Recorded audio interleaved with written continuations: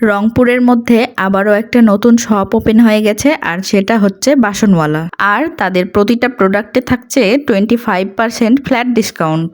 Hello, কেমন আছেন সবাই?